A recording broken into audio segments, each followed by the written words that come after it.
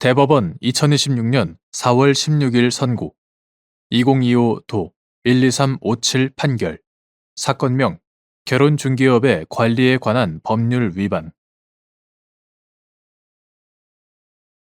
1. 결혼중개업의 관리에 관한 법률 제26조 제2항 제6호 제12조 제1항의 적용 대상이 되는 결혼중개업자의 의미 국내 결혼중개업에 신고를 하거나 국제결혼중개업에 등록을 하고 수수료, 회비, 그 밖에 금품을 받고 결혼중개를 업으로 함으로써 그 영업으로 인한 이익 귀속 주체가 되는 사업주.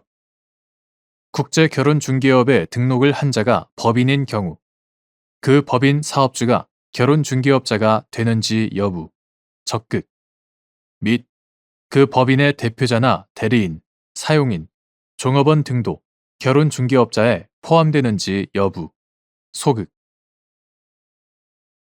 결혼중개업의 관리에 관한 법률 이하 결혼중개업법이라 한다.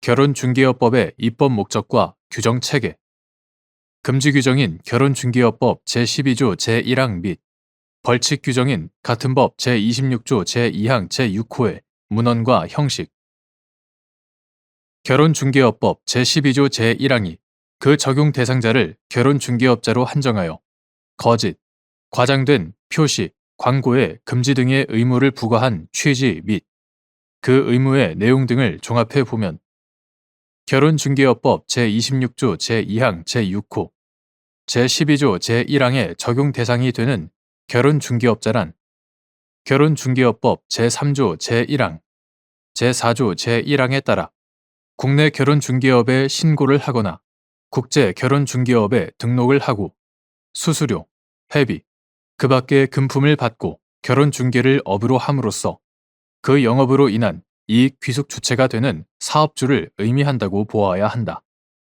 따라서 결혼중개업법 제4조 제1항에 따라 국제 결혼중개업에 등록을 한 자가 법인이라면 그 법인 사업주가 결혼중개업자가 되고 그 법인의 대표자나 대리인, 사용인, 종업원 등은 결혼중개업자에 포함되지 않는다. 2. 결혼중개업의 관리에 관한 법률 제27조 양벌 규정의 취지 결혼중개업자가 아니면서 해당 업무를 실제로 집행하는 자가 같은 법 제26조 제2항 제6호, 제12조 제1항의 위반 행위를 한 경우 위 양벌 규정에 따라 실제 위반 행위자를 벌하는 외에 그 위반 행위에 이익 귀속 주체가 되는 법인 사업주인 결혼중개업자도 처벌할 수 있는지 여부, 적극. 양벌 규정에서의 법인 사업주와 행위자의 관계에 대하여 형법 총칙의 공범 관계에 관한 규정이 적용되는지 여부, 소극. 결혼중개업의 관리에 관한 법률 이하 결혼중개업법이라 한다. 결혼중개업법 제27조는 법인의 대표자나 법인 또는 개인의 대리인, 사용인, 그 밖의 종업원이 그 법인 또는 개인의 업무에 관하여 제26조 제2항 제6호의 위반 행위를 하면 그 행위자를 벌하는 외에 그 법인 또는 개인에게도 해당 조문의 벌금형을 과한다 라고 규정하고 있다. 이 규정의 취지는 결혼중개업법 제26조 제2항 제6호, 제12조 제1항 이하 벌칙 규정이라 한다.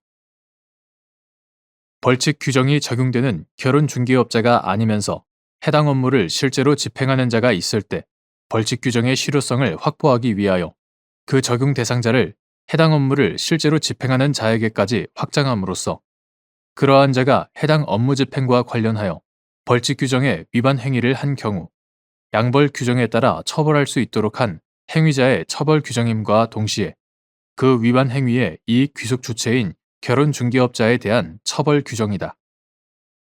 따라서 결혼중개업자가 법인 사업주인 경우에 양벌 규정 등 법률이 그 목적을 달성하기 위하여 특별히 규정하고 있는 경우에는 실제 위반 행위자를 벌하는 외에 그 위반 행위의 이익 귀속 주체가 되는 법인 사업주에 대하여도 처벌을 할 수 있다.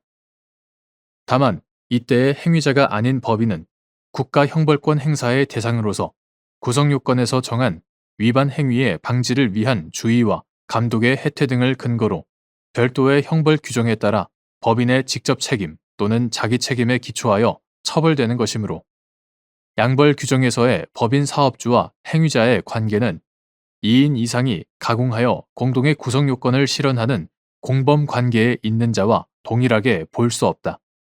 따라서 그러한 법인 사업주와 행위자의 관계에 대하여 형법 총칙의 공범 관계에 관한 규정의 적용은 배제된다고 보아야 한다.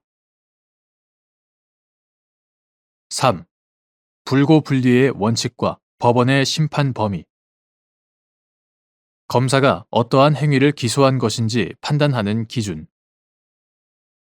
공소 제기의 취지가 오해를 불러일으키거나 명료하지 못한 경우 법원이 취할 조치.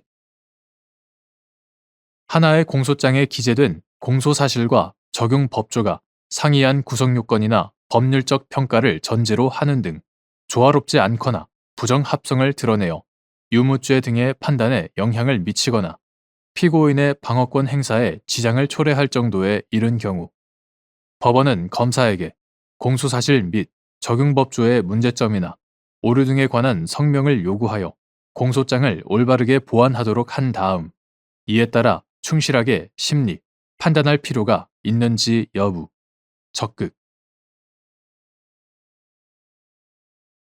불고불리의 원칙상 검사의 공소 제기가 없으면 법원이 심판할 수 없는 것이고 법원은 검사가 공소 제기한 사건에 한하여 심판을 하여야 하므로 검사는 공소장의 공소 사실과 적용 법조 등을 명백히 함으로써 공소 제기의 취지를 명확히 하여야 한다.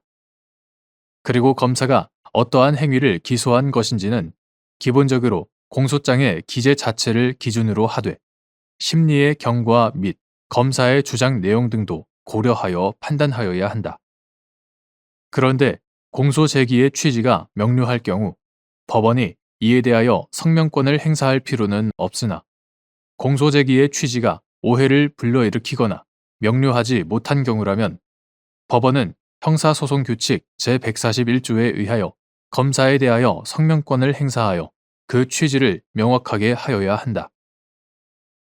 형사소송법은 제254조 제3항에서 공소제기 시 공소장의 죄명, 공소사실뿐만 아니라 적용법조를 기재하여 공소의 범위를 확정하도록 규정하고 있고 제298조에서 검사는 법원의 허가를 얻어 공소장에 기재한 공소사실 또는 적용법조의 추가, 철회 또는 변경을 할 수 있고 제1항 법원은 심리의 경과에 비추어 상당하다고 인정할 때에는 공소사실 또는 적용법조의 추가 또는 변경을 요구하여야 한다.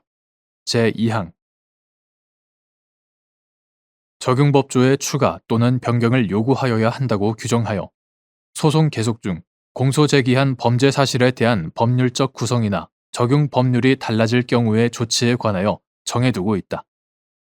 공소장에 이와 같이 적용법조를 필수적으로 기재하도록 하는 이유는 공소사실의 법률적 평가를 명확히 하여 공소의 범위를 확정하는 데 보조 기능을 하게 하고 피고인의 방어권을 보장하고자 함에 있다. 따라서 동적, 발전적인 성격의 형사소송 절차 진행 과정에서 하나의 공소장에 기재된 공소사실과 적용 법조가 상이한 구성 요건이나 법률적 평가를 전제로 하는 등 조화롭지 않거나 부정합성을 드러내어 유무죄 등의 판단에 영향을 미치거나 피고인의 방어권 행사에 지장을 초래할 정도에 이른 경우에는 법원으로서는 검사에게 공소사실 및 적용법조의 문제점이나 오류 등에 관한 성명을 요구하여 공소장을 올바르게 보완하도록 한 다음 이에 따라 충실하게 심리, 판단할 필요가 있다.